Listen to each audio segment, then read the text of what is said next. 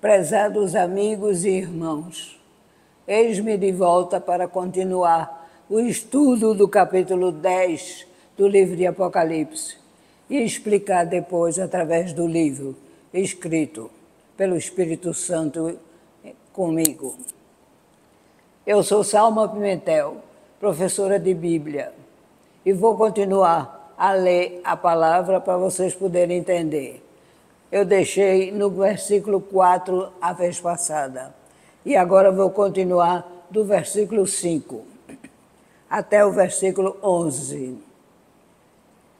E o anjo que vi estar sobre o mar e sobre a terra levantou a mão ao céu e jurou por aquele que vive para todo sempre, o qual criou o céu e o que nele há, e a terra e o que nela há, e o mar e o que nele há, que não haveria mais demora. Mas nos dias da voz do sétimo anjo, quando tocar a sua trombeta, se cumprirá o segredo de Deus, como anunciou aos profetas, seus servos. E a voz que eu do céu tinha ouvido, de João, tornou a falar comigo. E disse, vai e toma o livrinho aberto da mão do anjo que está em pé sobre o mar e sobre a terra. E fui ao anjo, dizendo-lhe, dá-me o livrinho. E ele disse-me, toma-o e come-o, e ele fará amargo o teu ventre, mas na tua boca será doce como o mel. E tomei o livrinho da mão do anjo e comi-o. E na minha boca era doce como o mel. E havendo-o comido, o meu ventre ficou amargo. E ele disse-me, importa que profetizes outra vez a muitos povos e nações e línguas e reis. Aqui termina a parte do capítulo 10 na palavra.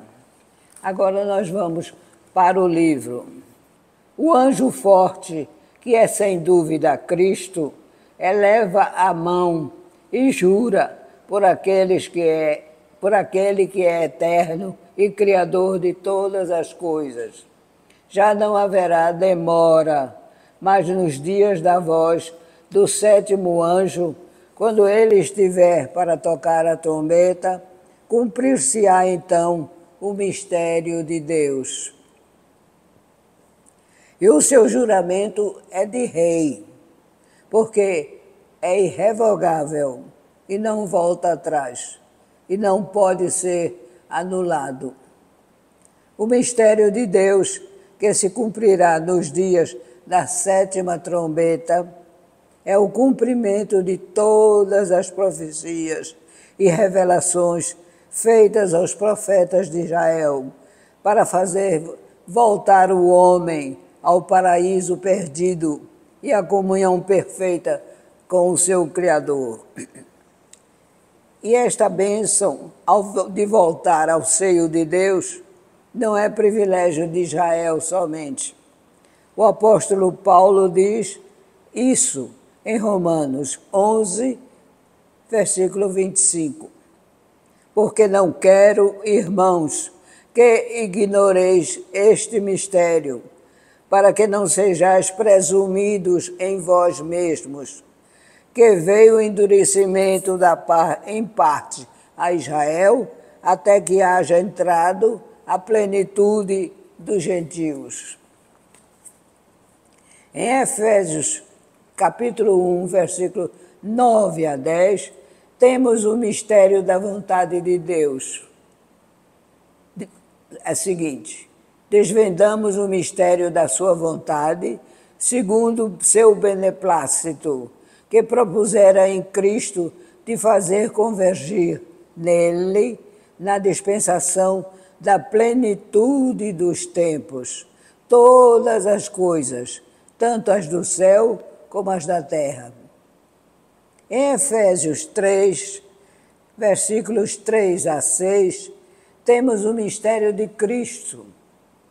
Pois, segundo uma revelação, me foi dado conhecer o mistério, conforme escrevi há pouco, resumidamente, pelo qual, quando lerdes, podeis compreender o meu discernimento no mistério de Cristo, o qual em outras gerações não foi dado a conhecer aos filhos dos homens, como agora foi revelado aos seus santos apóstolos e profetas, no Espírito, a saber, que os gentios são co-herdeiros, membros do mesmo corpo e coparticipantes da promessa em Cristo Jesus por meio do Evangelho. E em 1 Coríntios 15, versículos de 51 a 52, temos o mistério completo, revelado, o do arrebatamento, que será o cumprimento de tudo que Deus e Cristo prepararam para aqueles que são fiéis na fé e que se cumprirá durante o período da 7ª trombeta, que não será ouvida num único dia, mas por um período de juízo, onde os maiores acontecimentos se realizarão, como o arrebatamento da igreja. Eis que vos digo um mistério: nem todos dormiremos, mas transformados seremos todos, num momento, num abrir e fechar de olhos, ao ressoar da última trombeta. A trombeta soará, os mortos ressuscitarão incorruptíveis e nós seremos transformados. Isso está no capítulo 1 Coríntios, capítulo 15, de 51 a 52. O mistério de Deus, ao qual o anjo forte se referiu e que os homens tentam explicar sem muito êxito, o que seria? O que ele queria dizer? Que fim iminente seria? De quê? Seria o fim dos tempos e o início da eternidade? O que o anjo anuncia é que não haverá mais tempo antes que o fim venha. E o fim não será mais adiado. Isso contrasta frontalmente com a exortação feita às almas sob o altar, para que repousem um pouco mais, até que o propósito de Deus seja alcançado. E esse propósito não seria o cumprimento total de todas as profecias sobre o fim? O anticristo não entrou em cena ainda, e ele está predito para entrar. E as promessas de Deus não falham.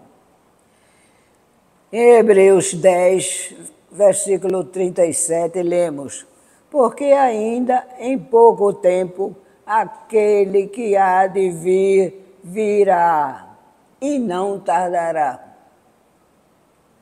Em 2 Tessalonicenses, capítulo 2, versículo 3, diz assim: ninguém de maneira alguma vos engane, pois isto não acontecerá sem que antes venha a apostasia e se manifeste o homem do pecado, o filho da perdição.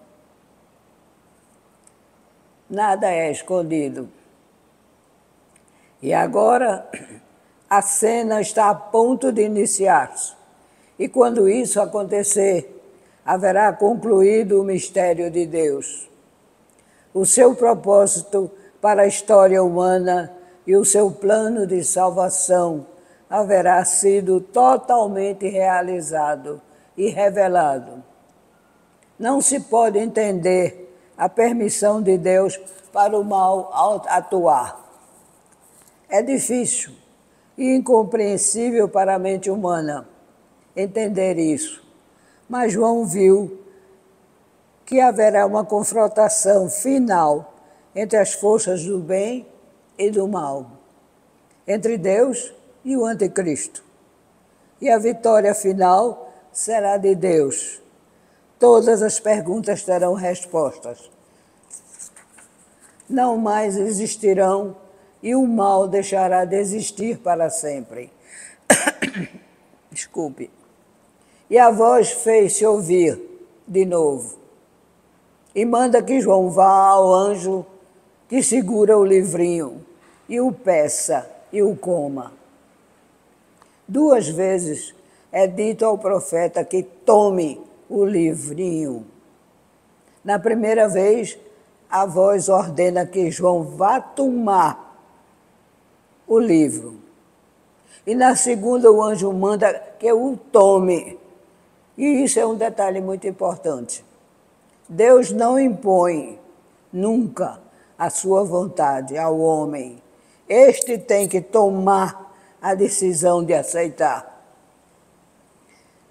E todo aquele que é mensageiro de Deus deve estar disposto a obter a revelação de tudo o que tem que transmitir. Ele tem que ser um voluntário e não um simples cumpridor de ordens. O comer o livro é um símbolo importantíssimo. Ezequiel também passou pela mesma experiência. E o rolo chegou ao seu estômago, não como mel, mas como fel.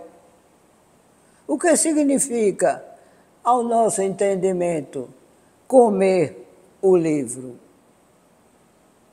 Seria mesmo comer papel ou outro material de que era feito? Não, não é isso, porque o Senhor não iria permitir algo tão desconexo. O comer significa a assimilação total da mensagem profética. Porque para haver pregação ou transmissão de algo que Deus concede ao vaso humano, tem de haver uma total penetração no ser. O mensageiro tem que deixar que ela penetre em sua alma, em seu ser, entendê-la, vivê-la, amá-la e deixá-la fazer parte do mais recôndito do seu ser. Só assim poderá transmitir a mensagem vívida que penetrará nos corações e nos espíritos de quem a ouvirá. E o doce na boca e o amargo do ventre significam que a palavra de Deus tem uma dupla reação em João. Primeira, doce é estar em comunhão com Deus e receber a sua palavra. Salmos 119, versículo 103 diz isso. E a segunda e estranhamente a mesma coisa torna-se amarga, porque depois de receber e digerir e entender a mensagem, João reflete sobre as suas implicações. O próprio Jesus chorou ao olhar Jerusalém, quando o povo o rejeitou e a sua mensagem, atraindo a ira de Deus e o seu julgamento inflexível. Ele chorou. O plano de Deus como um todo convém tanto juízo como amor e perdão. E o profeta deve ser fiel nos 2 aspectos.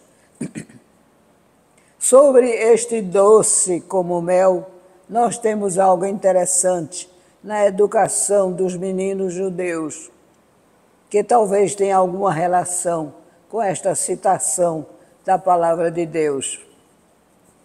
O mestre, quando ensinava o alfabeto aos meninos, eles o escreviam sobre uma tabuazinha de farinha e mel. E à medida que iam decorando o valor fonético de cada sinal, iam comendo-os um a um.